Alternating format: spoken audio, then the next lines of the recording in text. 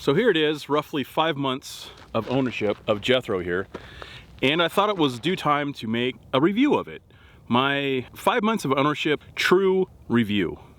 I'm not gonna hold anything back. I'll tell you all my likes and dislikes. There are some. Spoiler alert, I have more likes than I do dislikes, but there's a few things that are kind of nitpicky, if you will, and just overall kind of complaints that I have, but you get that with any vehicle, I find. So without further ado, we'll get into how much I love my 2021 Jeep Rubicon Wrangler 392 AEV JL370. Did you get all that? So first things first, no review would be thorough without going over the whole reason I got this Jeep, and that is what's under the hood, the 392. So without further ado, let's take a look at it.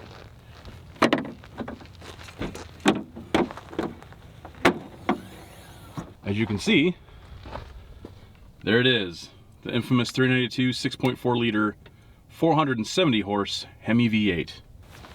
So I recently just surpassed 6,000 miles on this vehicle, gave it its first oil change, and thus far the powertrain has been wonderful.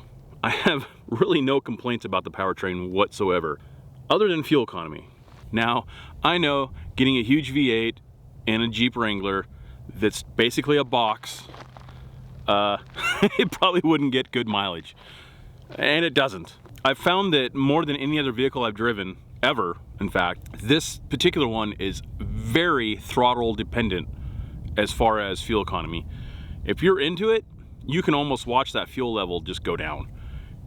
If you stay out of it, it's not too bad. I can get up to maybe 15, almost 16 miles to the gallon on it. If I really stay out of the throttle and I stay under like 70 miles an hour, a lot of that factors into the aerodynamics. So like if there's wind, like a headwind or side wind, that'll drastically affect fuel economy. But really and truly in town, stop and go traffic, sitting at traffic lights, I'm getting about 11 miles a gallon right now. That's not great, but hey, it's a trade-off for a lot of power, a fun vehicle. So that brings me to the sound.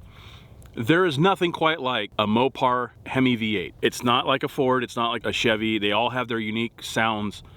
This one is just fantastic. And that's one thing they did really well on this, is they put a performance exhaust in, more or less performance, they call it performance, but it has a quiet mode and a performance mode. And so here, give a listen.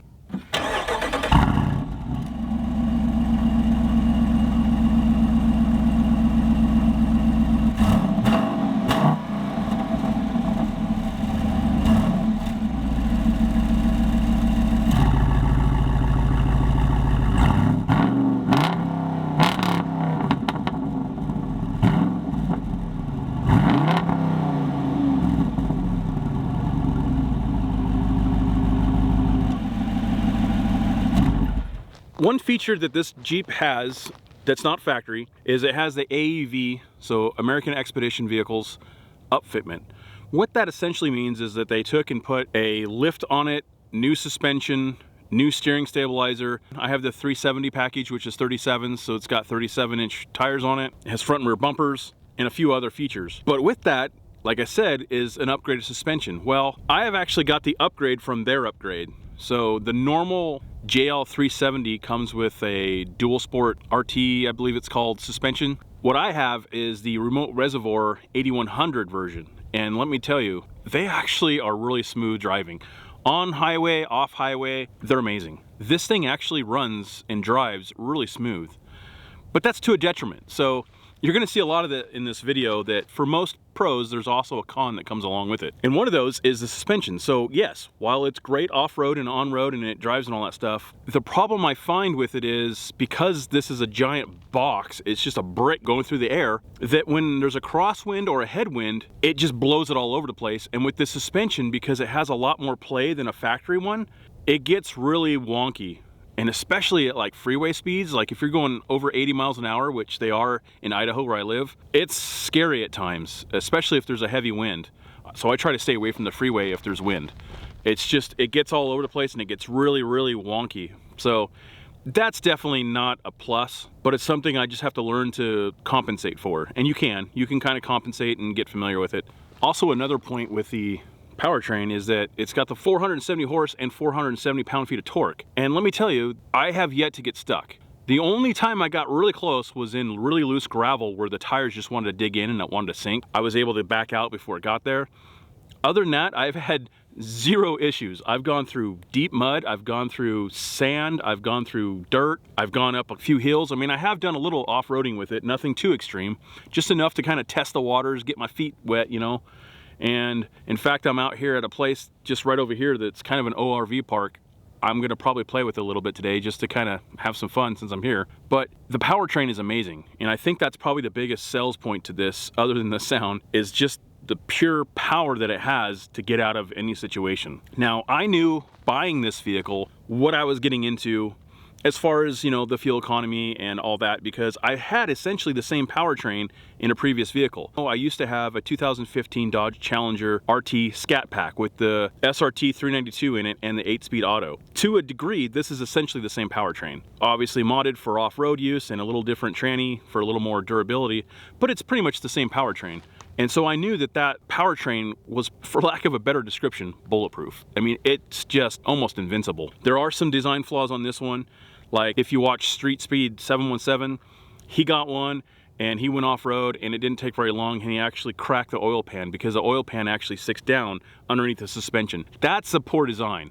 They should have at least put some kind of, you know, like a shroud or something around it, but they didn't, and I don't know why. So that might be an issue coming up, but now that it's lifted and everything, it's probably a moot point, unless I go some really gnarly off-roading, which I really don't plan on doing. So one big pro to this vehicle, it's with all Jeep Wranglers, is that it's so small and nimble. I mean, it's a very narrow footprint and it can kind of go anywhere, but that comes at a detriment. While it's a pro that it's really, really nimble and small, you sacrifice interior space for that. One example is the rear seats. They're almost pointless. They're kind of usable. If you're a small human, they'll fit. But like me, I'm 6'1", I'm a larger guy. I don't fit very well, especially if I sit in the passenger seat. There's not a whole lot of room in this. I mean, from here to here, it's actually pretty narrow. You have this notch right here from the fender well that cuts into the door, which makes it even more difficult to get in. This goes for all Jeeps, but if you notice, the front door is actually much wider than the rear door. It's a huge difference, and that makes a huge difference for ingress and egress. The back seat's almost pointless. And I think that's why there's so many aftermarket companies that make seat delete kits so you can actually make use of that space for storage or platforms or whatever you have. And I may be doing that soon. Stay tuned for another video where I tell you all the upgrades I've done and what's coming for this. Since I'm here talking about the back seats, one thing that I haven't really found very much use for is the odd design of the MOLLE-like panel that they have behind the seat. The problem is it's actually inset into the seat. So it's not flush mount. It's not a true NATO design, and so stuff doesn't fit perfectly to it. So I'm hoping somebody, I haven't seen one yet, comes out with a Jeep Wrangler specific backseat MOLLE panel. It can be done, I'm just waiting for someone to build one. So another feature of this specific Jeep, and I imagine it goes for others too, that have the spare tire more or less mounted to the rear tailgate, is it gets really heavy. It's really heavy. So part of the AEV design of the rear bumper is that it also has the spare tire carrier mounted to the bumper, but it still attaches to the tailgate. So I've got the spare tire here. I have the rear camera relocation kit along with the third brake light, but I also have the fuel caddy on here, and I have yet to put fuel in it. I don't want to just yet, but as it is, with that empty, it's really, really easy to open the door. I mean, it's really easy. The biggest flaw that I've found is when you go to close it, although gravity helped me on this one, so it was a bad example. But typically, like in a driveway, especially if you're on any kind of incline, that door is really, really heavy. I don't know if you can tell, but in here, it's actually mounted to the rear bumper, but it's also connected to, with some struts and some different components, to the tailgate itself. So they're kind of one big unit. And if anything, I think the bumper helps hold this up. And then I, like a genius, I added more weight by adding this rear tailgate table. It's not very heavy, but it still adds weight to this whole setup. And so I think almost every Jeep owner has the same issue. It's just something I have to be cautious of because it does get quite heavy. So I don't want to add too much weight to there, but I do have some mods coming to the back there that hopefully won't add too much weight. Back to the size of this vehicle. It is trail rated and it's very narrow and it's very nimble.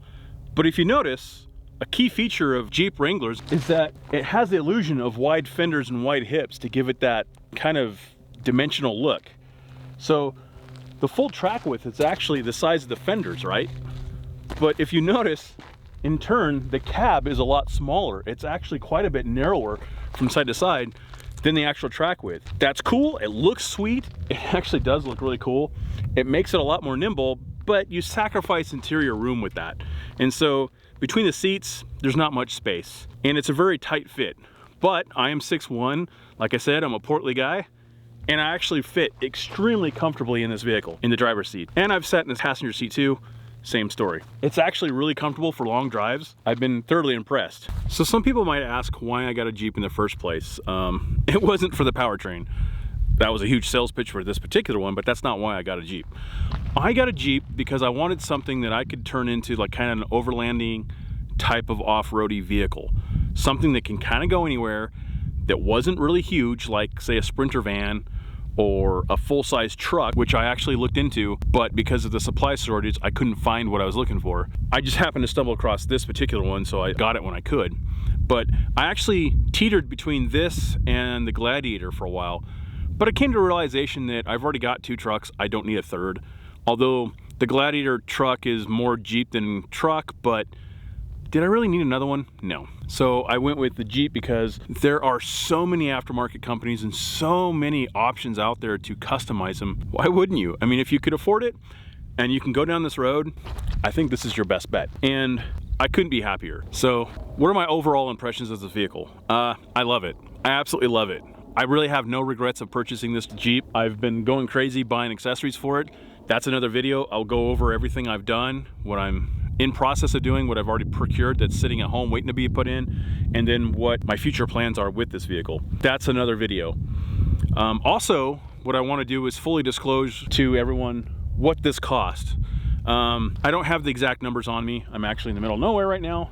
But you know, the Jeep itself was about 85 grand with all the options that it came with. And then the upfitment, it's about another 25 grand for all the accessories I got on there. So if you do the math, that's over 100 grand for this whole thing.